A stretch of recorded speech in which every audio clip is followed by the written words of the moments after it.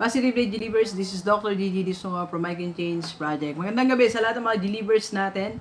Doon sa first time po tayong panood sa YouTube channel, thank you very much. Please subscribe, click mo na po yan, Doc Gigi Sunga. Alright, so announcement muna tayo bago tayo magtuloy sa ating sa ating topic. Meron po tayo seminar sa April 28 sa Katmon, Santa Maria, Bulacan. And May 2 sa San Matias, yan, sa Pampanga.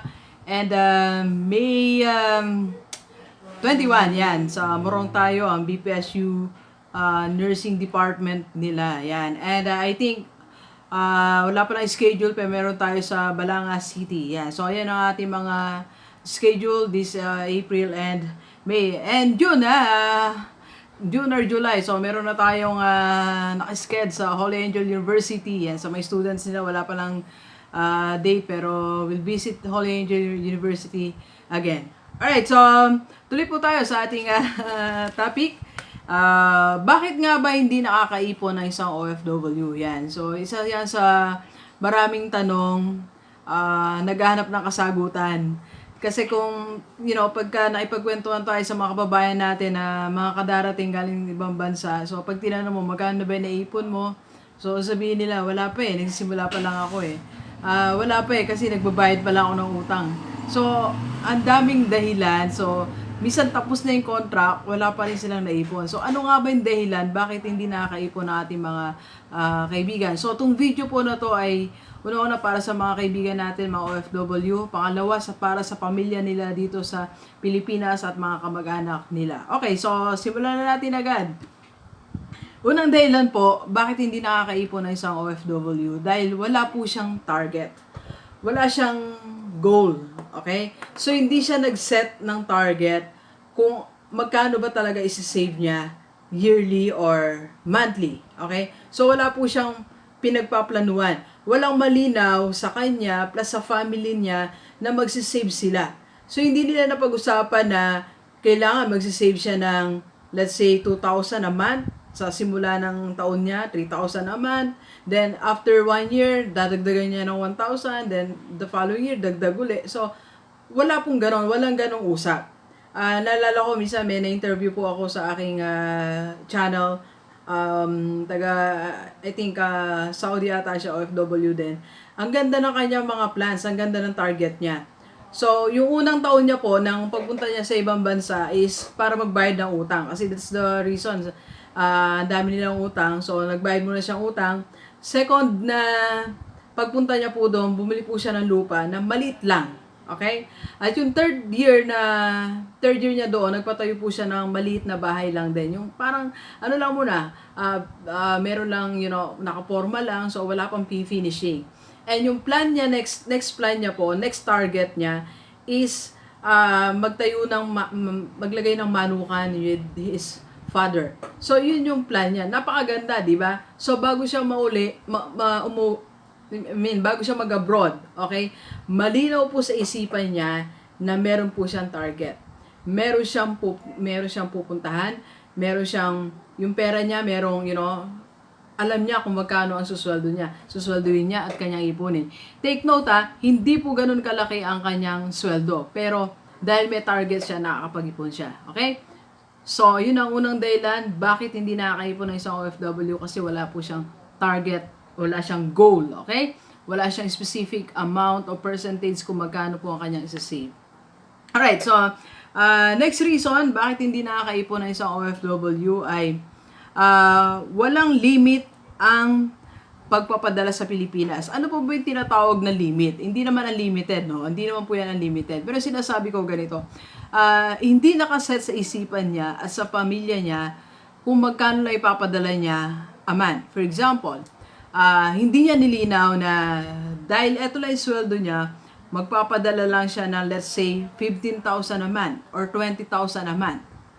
Kaya ang nangyayari, pag nagpadala siya, let's say ngayon, April ngayon po, di po ba, April ngayon, so magpapadala siya, let's say 15,000. Then after 2 weeks, may nangailangan sa pamilya niya, may biglang binili, may biglang binayaran. So wala na sa budget, napipilitan po siyang magpadala. At yung pinadala niya na yun, minsan inuutang niya lang sa kanyang kasamahan doon, kaibigan niya doon. At pagkasweldo po, automatic babayaran niyo. So, bawas na. At sa susunod, di na naman kaasya ang pera niya. So, nagiging cycle. Mangungutang na naman siya.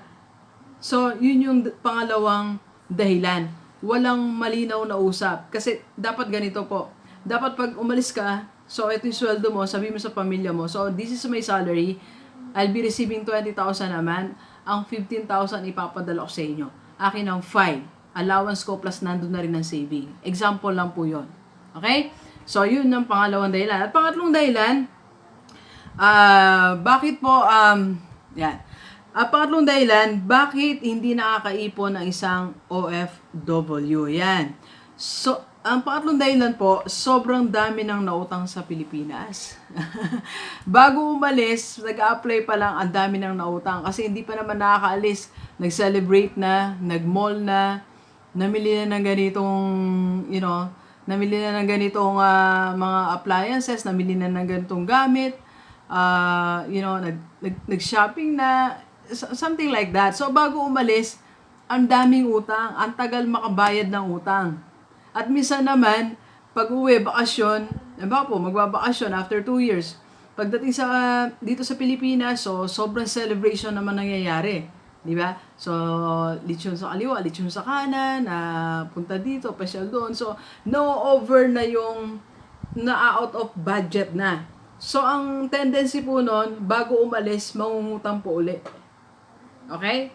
At pagbalik niya na naman doon sa ibang bansa, salit na iipunin niya na, ibinabayad niya uli doon sa utang. So, labis na utang. Labis na utang, minsan hindi naman siya talaga inutang ng asawa niya, inutang ng anak niya na siyempre obligation niya po na bayaran. Okay? And pang-apat po na dahilan, bakit nga ba hindi nakakaipon ng isang OFW? Yan. Ito naman sarili niya naman to, sarili niyang dahilan. Wala ang control sa pagbili ng mga hindi kailangan. Okay? So, dahil nga, alam mo, meron tayong tinatawag na parang emotional expenses dahil malayo tayo sa mga mahal natin sa buhay, malayo tayo sa Pilipinas. So, chances are, gusto natin i-reward sarili natin, i-pacify sarili natin. So, what we're doing is, nagsishopping yung mga kababayan natin, nag-join sa mga gimmick, something like that. So, sumusobra minsan sa gastos. O kaya naman, yung mga nandito sa Pilipinas, dahil hindi nga siya kasama, malayo po siya, so bili dito, bili doon, sabi nga nila, para ma-compensate yung absence niya sa family niya. So, nangyayari po, hindi lang actually yung OFW yung sumusobra sa paggastos, pati na rin dito sa Pilipinas, di ba? Minsan, nakikita ko lahat ng mga pamilya ng OFW, lahat may mga flat screen TV, may kotseng hinuhulugan, mall dito, mall doon, kaya bago pa dumating ang pera, di ba? Ubus na 2 weeks pa, wala nang pera kasi sobrang bili ng mga hindi dapat na bilhin na. Kaya kailangan po na napakahalaga na may pag-uusap yung OFW plus yung mahal niya po sa buhay dito sa Pilipinas. Para nag-usap sila na tuwing kailan lang sila mag-shopping. Di ba? Dapat po yan.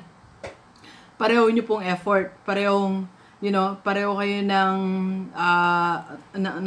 target, pareho kayo ng budget. Ito lang budget mo bilang OFW sa pamimili mo ng mga gamit. Ikaw naman, membro ng pamilya niya dito sa Pilipinas, ito lang din ang budget nyo. Dapat po, malinaw po yan. Okay? At ang panglima naman, bakit hindi nakakaipon ng isang OFW?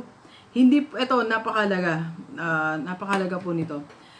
Hindi po nakasabay yung mindset niya sa mindset ng mga mahal niya sa buhay. Okay? So, minsan, kasi ganito, naiiwanan niya yung mindset ng pamilya niya dito sa Pilipinas. Kasi yung nag-abroad po, yung nagpupunta sa ibang bansa, meron niyang gustong mangyari. Di ba? Iba yung spending habit din yan Di ba? Kasi nga, nahihirapan siya sa ibang bansa, gusto niya umuwi dito, gusto niya na makaipon. 'Di ba? Kaya nga minsan yung mga vlog ko na about negosyo, ang dami pong nagsi-share, ang dami nagsasabi sa atin na Doc G, gusto ko nang umuwi, gusto ko nang makaipon, makabalik na diyan sa Pilipinas. So yun yung kanyang mindset. Ang problema naman, yung pamilya niya po sa Pilipinas, hindi po ganun ang mindset. Okay? Hindi ganun yung nasa isipan nila. Okay? So, ang nangyayari, yung si OFW pataas, di ba? Pataas ang level ng thinking. Ito naman pamilya niya po, hindi sinasabayan. Okay? Hindi sinasabayan yung pagtitipid ng parents niya na nasa abroad, hindi sinasabayan yung budgeting, na ito lang ang dapat nilang, gastusin. So, magkaiba po ng mindset. So, ang suggestion ko, dahil napakadali naman ngayon ng communication, hindi kayo nung araw may voice tape pa di ba? Inabot ko yung mga tuning ko, nagpapadala pa yung tiyahin ko ng voice tape, ng sulat. So, ang tagal bago maka-communicate. Mga aman, bago sila masagot yung sulat mo. Di ba? Sabi nga nila nung araw, kung sumulat kang galit, pagsagot, di ka rin galit kasi sa tagal. So, ngayon, ang dali ng communication Ang dali po ng communication. So, as a suggestion ko po dito sa point number 5 is, pwede kayo mag-usap. Di ba? Sabihin mo yung mga pangarap mo, ikaw na OFW, sa pangarap mo sa iyong family. Di ba? So, mag-usap kayo na meron kayong gustong gawin sa buhay nyo, meron kayong gustong mangyari, at ayaw mo manatili dyan. Di ba, naalala nyo yung isa kong video, si Sir Henry, nakita siya sa ibang bansa, nakababayan natin, 76 years old, 76 years old, nag-work pa rin po doon, 38 years. 38 years na po siya nag-work doon, at ikaw lang kung nakailang job siya doon, ilang job siya di ba? Ilang work. Ganun po yung ginagawa niya, at only to find out na at age of 76, after 38 years, hindi siya nakaipon, hindi siya makabalik dito sa Pilipinas kasi wala po siyang pera. Diba? Huwag natin hayaan mangyari yun. Kaya kailangan ang mindset ng OFW sabayan ng mindset ng pamilya niya dito sa Pilipinas. Alright? So, yan. Medyo mahaba pong video natin kasi kinlaro ko po lahat ng points natin para naman ang mga kaibigan natin, mga OFW natin, mga kababayan, makaipon po sila dito sa kanilang lugar para pagdating sa Pilipinas, makapag-put up ng business, makasama ang mga mahal sa buhay. Dahil minsan lang ang buhay, kung i-spend mo pa yan ng mag-isa ka, malayo sa mga magulang mo, malayo sa mga kapatid mo, masyado naman po yung mahirap, di ba? Alright, so, medyo pa-emotional na tayo, pero mga katotohanan po yan ng buhay. Okay? So, please share this video sa mga kaibigan natin na, na OFW o pamilya nila dito para naman makatulong tayo sa ating mga kababayan na tulungan natin silang mag-start na mag-ipon, mag-stop na mag-target. Alright, so thank you very much, G-Livers. Enjoy the rest of the day and let's go, let's go!